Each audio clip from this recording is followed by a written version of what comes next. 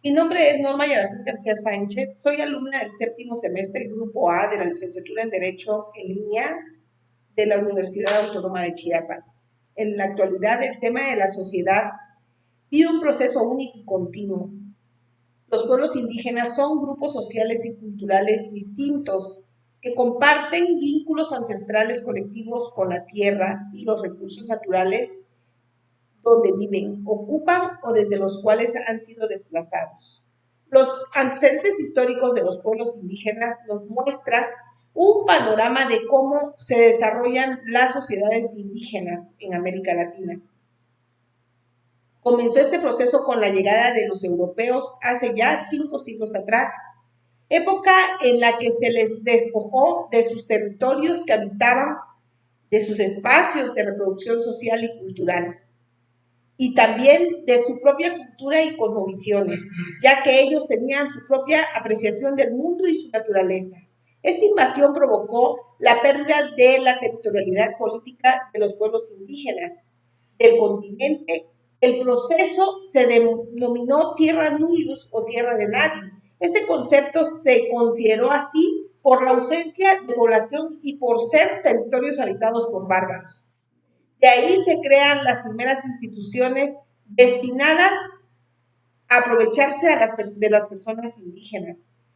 Después inician los procesos independentistas, se consolidan nuevos estados mediante los cuales se crean marcos jurídicos que vienen a regular las formas de propiedad y establecieron la primacía del derecho individual por sobre el derecho colectivo. Por ahí del siglo XIX, todavía la tierra nullius era justificada por diversos personajes en la Argentina y Chile principalmente. Los indígenas en las primeras constituciones nacionales estaban fuera de contexto, no respondía a una realidad social y por tanto ningún derecho representaba para los pueblos indígenas. Fue mucho después que se discutieron algunas objeciones en materia de justicia en donde se involucró a los pueblos indígenas. En este sentido, fue declarada la igualdad de todos los individuos del país, incluyendo a los indígenas, considerados individual y no colectivamente.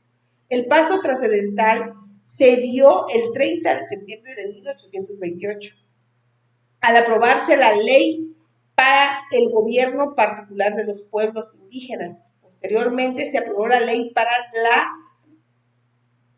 el repartimiento de tierras de los pueblos indígenas, reduciéndose en propiedad particular. En estos primeros artículos se establecía la obligación del gobierno de dar amparo y protección a los indígenas para que se le restituyeran o reemplazaran los terrenos de los que habían sido despojados. Con el desarrollo del pluralismo jurídico y el multiculturalismo, se articuló una visión que clarifica la dimensión e importancia de la protección de los derechos de la naturaleza colectiva, los cuales son la base y sustento de los derechos humanos de los pueblos indígenas. A mediados del siglo XX se da nuevamente el fenómeno de desterritorialización de los pueblos indígenas con graves consecuencias sobre sus condiciones de vida. Este tema del reconocimiento y defensa de los derechos de los pueblos indígenas ha sido un precedente en la historia. Han pasado a ser sujetos sociales, a constituirse en sujetos políticos activos. Su reivindicación y el reconocimiento en un marco de derecho lo fundamentan a través del convenio número 169 de la OIT, como en la Declaración Universal de los Derechos de los Pueblos Indígenas. Son conocidos hoy día como derechos de los pueblos indígenas y constituyen el mismo derecho para la preservación de su cultura, su permanencia como pueblos y desde luego de la sociedad como patrimonio común de la humanidad. Los organismos nacionales que se encargan de proteger los derechos de los pueblos indígenas son la Comisión Nacional para el Desarrollo de los Pueblos Indígenas, la Comisión Nacional de Desarrollo Humano, la Comisión Nacional para Prevenir la Discriminación, el Instituto Nacional de los Pueblos Indígenas. Declaración de las Naciones Unidas sobre los derechos de los pueblos indígenas, entre otros derechos, a conservar y reforzar sus propias instituciones políticas, jurídicas, económicas, sociales, culturales, preservando su derecho a participar plenamente, si lo desean, en la vida política, identidades distintivas como sujetos de derechos colectivos y entre estos el derecho a ejercer la libre determinación, la propiedad colectiva del territorio y la participación política. Algunos de estos derechos, como sujetos de derechos colectivos, son culturales y territoriales. El derecho a la identidad, a la educación, a la salud y al idioma, derecho a no ser discriminados con motivo de origen e identidad indígena, a conservar y reforzar sus propias instituciones, derecho a la consulta previa, la libre información y a decidir las prioridades para el desarrollo, etc. El derecho a la libre determinación converge con los procesos de autonomía indígena para elegir facultades legítimas, reglamentarias, fiscalizadoras y ejecutivas para los órganos de gobierno autónomos de su jurisdicción.